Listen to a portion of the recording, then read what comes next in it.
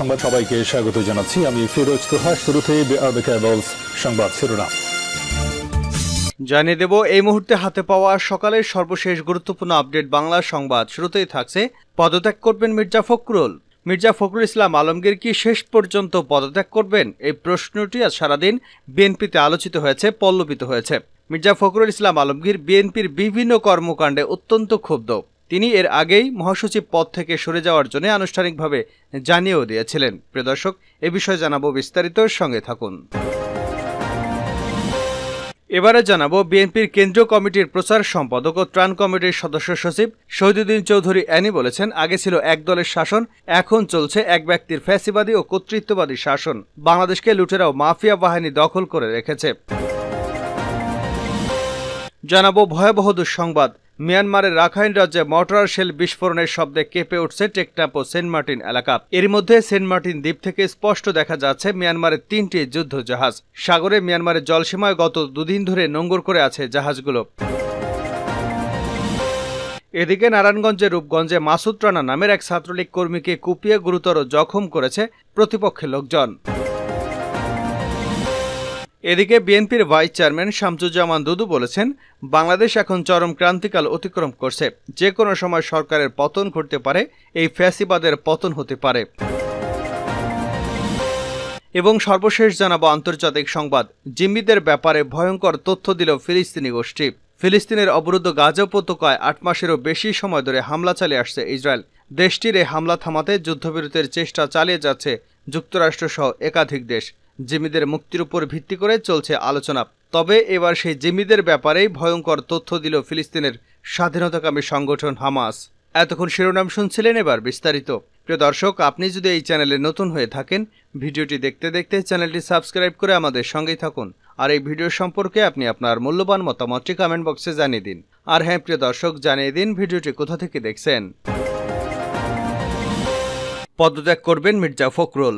মির্জা ফখরুল ইসলাম আলমগীর কি শেষ পর্যন্ত পদত্যাগ করবেন? এই প্রশ্নটি আজ সারাদিন ধরে বিএনপিতে আলোচিত হয়েছে, পল্লবিত হয়েছে। মির্জা ফখরুল ইসলাম আলমগীর বিএনপির বিভিন্ন কর্মকাণ্ডে অত্যন্ত ক্ষুব্ধ। এর আগেই তিনি মহাসচিবের পদ থেকে সরে যাওয়ার জন্য আনুষ্ঠানিকভাবে জানিয়েছিলেন, কিন্তু তাকে নতুন করে মহাসচিব না হওয়া পর্যন্ত কাজ চালিয়ে যেতে বলা হয়েছে। কিন্তু এখন তিনি অভিমান করেই পদত্যাগ করবেন বলে বিএনপির একাধিক নেতা ইঙ্গিত দিয়েছেন। এই বিরোধের সূত্রপাত হয়েছে ঢাকা এবং চট্টগ্রাম মহানগর কমিটি বিলুপ্ত নিয়ে। ঢাকা এবং চট্টগ্রাম মহানগর কমিটি বিলুপ্ত করা হয়েছে। গতরাতে আকস্মিকভাবে মির্জা ফখরুল ইসলাম আলমগীর এই বিলুপ্তির খবর ঘন ঘরে জানতেও পারেননি। তিনি দলের দ্বিতীয় ক্ষমতাধর ব্যক্তি। বাংলাদেশে বিএনপি রাজনীতিতে তিনি মুখ্য ভূমিকায় অবতীর্ণ হয়ে আছেন, কিন্তু তাকে অবহিত না করে এভাবে হুট করে কমিটি বিলুপ্তি করা তাকে অপমানিত করা শামিল বলেই মনে করছেন মির্জা ফখরুল ইসলাম আলমগীর। আর এ কারণে তিনি ক্ষোভে ফেটে পড়েছেন। উল্লেখ্য যে 28শে অক্টোবরে বিএনপির তাণ্ডবের পর মির্জা ফখরুল ইসলাম আলমগীর গ্রেপ্তার হয়েছিলেন। গ্রেপ্তার হওয়ার পর দীর্ঘদিন কারাভোগ করেন। নির্বাচন শেষে আদালতের জামিনে মুক্তি লাভ করেন তিনি। মুক্তি পেয়ে মির্জা ফখরুল ইসলাম আলমগীর নিজের শারীরিক অসুস্থতা এবং স্ত্রীর অসুস্থতার জন্য দল থেকে পদত্যাগ করার সিদ্ধান্ত গ্রহণ করেছিলেন এবং সেই অনুযায়ী তিনি লন্ডনের পলাতক বিএনপির ভারপ্রাপ্ত চেয়ারম্যান তারেক জিয়ার সঙ্গে কথা বলেন। পাশাপাশি তিনি বেগম খালেদা জিয়ার সঙ্গেও সাক্ষাৎ করেন। বেগম খালেদা জিয়াকে তিনি তার অবস্থার কারণ বলেন, কিন্তু বেগম জিয়া তাকে একজন নতুন মহাসচিব খুঁজে না পাওয়া পর্যন্ত দায়িত্ব অব্যাহত রাখার জন্য অনুরোধ করেছেন। সেই অনুযায়ী মির্জা ফখরুল কাজ চালিয়ে যাচ্ছিলেন বটে, তবে দলে তার আগের মতো তৎপরতা ছিল না। জেল থেকে বেরিয়ে তিনি সস্ত্রীক সিঙ্গাপুরে যান চিকিৎসার জন্য। সেখান থেকে ফিরে আসার পর তিনি উমরা পালনের উদ্দেশ্যে সৌদি আরবে যান। সবকিছু মিলিয়ে মির্জা ফখরুল ইসলাম আলমগীর এখন আগের অবস্থানে নেই। দলের বিভিন্ন কর্মকাণ্ডেও তার মনোযোগ নেই। এর প্রধান কারণ হলো তারেক জিয়া। তারেক জিয়া তাকে তুচ্ছ তাচ্ছিল্য করেন, কোনো গুরুত্বপূর্ণ সিদ্ধান্ত নেওয়ার ক্ষেত্রে তার মতামত গ্রহণ করেন না। এমনকি তিনি দলের বিভিন্ন স্থানীয় পর্যায়ের নেতাদের সঙ্গে কথা বলে মির্জা ফখরুল ইসলাম আলমগীরের সমালোচনা করেন, এমন অভিযোগও উঠেছে। কিন্তু গতরাতে যে ঘটনাটি ঘটেছে সেটি কিছুতেই মেনে নিতে পারছেন না বিএনপির মহাসচিব। বিএনপির মহাসচিবের ঘনিষ্ঠ সূত্রগুলো বলছে যে ঢাকা মহানগর উত্তর এবং দক্ষিণ তুলনামূলকভাবে ভালো কাজ করছিল। বিশেষ করে 28শে অক্টোবর পর্যন্ত তাদের বিভিন্ন কর্মসূচি ছিল প্রশংসনীয়। মির্জা ফখরুল ইসলাম আলমগীর উত্তর এবং দক্ষিণ মহানগরের প্রতি বিশেষ আস্থা রাখতেন বলেও জানা গেছে। আর এ কারণেই ঢাকার দুটি কমিটি বিলুপ্ত হওয়াতে তিনি সন্তুষ্ট হতে পারেননি বলে সূত্রগুলো বলছে। তবে একাধিক দায়িত্বশীল সূত্রগুলো বলছে মহানগর কমিটি বিলুপ্ত হতেই পারে, বা অন্য কমিটি দলে চেয়ারপারসন বিলোপ করতেই পারেন, কিন্তু সেটি একটি গঠনতান্ত্রিক প্রক্রিয়া হওয়া উচিত বলে মির্জা ফখরুল ইসলাম আলমগীর মনে করেন। গঠনতন্ত্র অনুসরণ না করে যেনতেনভাবে কমিটি বাতিল কোনো সভ্য রাজনৈতিক দলের কাজ না বলেও মির্জা ফখরুল ইসলাম আলমগীর তার ঘনিষ্ঠজনদের বলেছেন। বাংলাদেশের ব্যাংকে টাকা নেই, লুট হয়ে গেছে অ্যানি। বিএনপির কেন্দ্রীয় কমিটির প্রচার সম্পাদক ও ত্রাণ কমিটির সদস্য সচিব শহীদুদ্দিন চৌধুরী অ্যানি বলেছেন, আগে ছিল এক দলের শাসন, এখন চলছে এক ব্যক্তির ফ্যাসিবাদী কর্তৃত্ববাদী শাসন। বাংলাদেশকে লুটেরা এবং মাফিয়া বাহিনী দখল করে রেখেছে। এ কারণে বিচার বিভাগ, আইনের শাসন, জনগণের ভোটের অধিকার নেই। বাংলাদেশের ব্যাংকের টাকা নেই, সব লুট হয়ে গেছে। এজন্য দেশের মানুষের অভাব অনটনের শেষ নেই। এতে একটি পরিবার এবং একজন ব্যক্তি লাভবান হচ্ছেন। দুপুরে বাগেরহাট মোংলার দিগবাজার এলাকায় রিমালে ক্ষতিগ্রস্ত দারিদ্রদের মাঝে বিএনপির পক্ষ থেকে নগদ টাকা বিতরণ অনুষ্ঠানে এসব কথা বলেন তিনি। সাবেক ছাত্রনেতা বলেন, দেশের পরিবেশ জলবায়ু ঠিক রাখতে সুন্দরবনের গুরুত্বপূর্ণ ভূমিকা পালন করে যাচ্ছে। ঝড় জলোচ্ছ্বাসে মায়ের মতো আগলে রাখছে এই বন, কিন্তু এই বন ধ্বংস করতে পরিকল্পিতভাবে রামপাল কয়লাভিত্তিক বিদ্যুৎ কেন্দ্র তৈরি করা হয়েছে। হাজার হাজার কোটি টাকা ব্যয়ের এই বিদ্যুৎ কেন্দ্র প্রায়ই থাকে বন্ধ। এ দিয়ে কোনো উপকার না হলেও ক্ষতি হচ্ছে পরিবেশের। আসলে সবই লুটপাটের উদ্দেশ্যে, মানুষের জন্য কিছু না। গণমানুষের দল বিএনপি এই লুটেরাদের নামিয়ে ছাড়বে। যতদিন সরকারের পতন না হবে ততদিন আমাদের আন্দোলন চলবে। সেন্ট মার্টিন দিয়ে মিয়ানমার জলসীমায় দেখা যাচ্ছে যুদ্ধজাহাজ। মিয়ানমারের রাখাইন রাজ্যে মর্টার শেল বিস্ফোরণের শব্দে কেঁপে উঠেছে টেকনাফ এবং সেন্ট মার্টিনের সীমান্ত এলাকা। এর মধ্যে সেন্ট মার্টিন দ্বীপ থেকে স্পষ্ট দেখা যাচ্ছে মিয়ানমারের 3টি যুদ্ধজাহাজ সাগরে মিয়ানমারের জলসীমায় গত দুদিন ধরে নোঙ্গর করে আছে জাহাজগুলো। এতে সেন্ট মার্টিন দ্বীপের বাসিন্দাদের মধ্যে চরম আতঙ্ক দেখা দিয়েছে।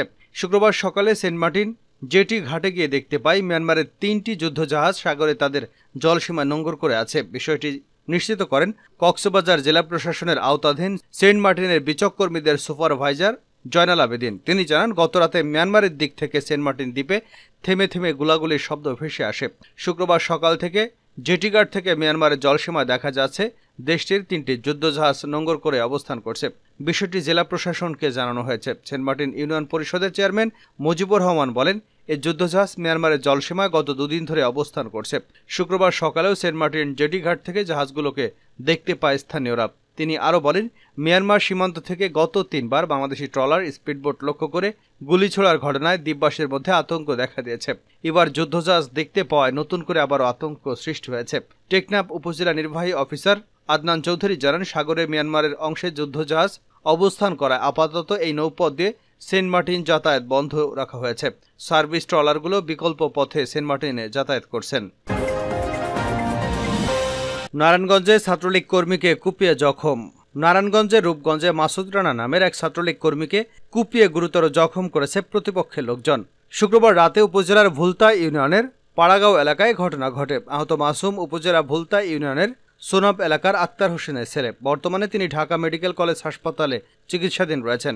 স্থানীয় প্রত্যক্ষদর্শী সূত্রে জানা গেছে, ভুলতা ইউনিয়ন ছাত্রলীগের রাজনীতির সঙ্গে জড়িত মাসুদ রানা রূপগঞ্জ উপজেলা ছাত্রলীগের সভাপতি তানজির আহমেদ খান রিয়াজের অনুসারী হিসেবে পরিচিত।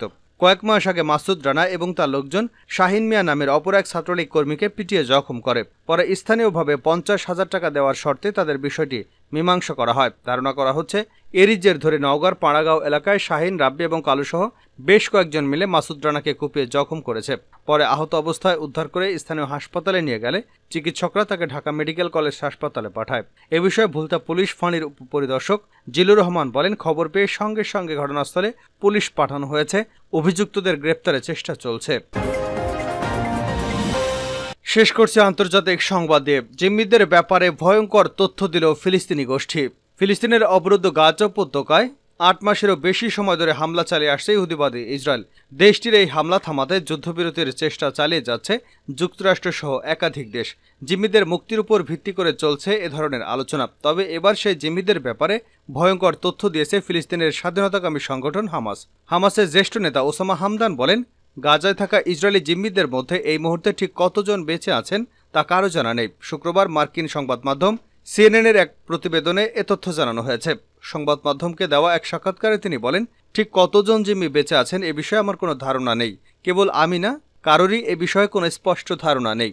সম্প্রতি গাজা নুসেরাত শরণার্থী শিবিরে চতুর্মুখী হামলা চালিয়েছে ইসরায়েল। এই হামলা চালিয়ে 4 জিম্মিকে মুক্ত করে তারা। তবে জিম্মিদের মুক্ত করতে চালানো সামরিক অভিযানে ফিলিস্তিনের 2 শতাধিক লোক নিহত হন। গাজায় জিম্মিদের ফিরিয়ে নেওয়ার পর তাদের স্বজন ও চিকিৎসকদের দাবি, গাজায় তাদের উপর অমানসিক নির্যাতন চালানো হয়েছে, ফলে তারা এখন মানসিক সমস্যায় ভুগছেন। ওসামা হামদান বলেন, যদি তাদের মানসিক সমস্যা থাকে তাহলে তা ইসরায়েলের কারণে, হামাসের কারণে এমনটা হয়নি, বরং ইসরায়েলি আচরণের কারণে তাদের এমন পরিস্থিতি তৈরি হয়েছে। তিনি বলেন, গত 7ই অক্টোবর যখন তাদের জিম্মি করা হয় যখন তাদের মুক্ত করা হয় তখন তাদের শারীরিক অবস্থা আরও বেশি ভালো ছিল। যুদ্ধবিরতি নিয়েও কথা বলেছে হামাসের এই নেতা। তিনি বলেন, ইসরায়েল যুদ্ধবিরতির মাধ্যমে বাকি জিম্মিদের মুক্ত করতে চাইলে সেটি হবে স্থায়ী যুদ্ধবিরতি। এজন্য গাজা থেকে ইসরায়েলের সব সেনা প্রত্যাহার করতে হবে এবং ফিলিস্তিনিদের নিজেদের সিদ্ধান্ত নেওয়ার বিষয়টি তাদের হাতে ছেড়ে দিতে হবে। এছাড়া গাজার উপর থেকে সব ধরনের অবরোধ প্রত্যাহার এবং ফিলিস্তিনি বন্দীদের মুক্তির বিষয়টি চুক্তিতে অন্তর্ভুক্ত থাকতে হবে।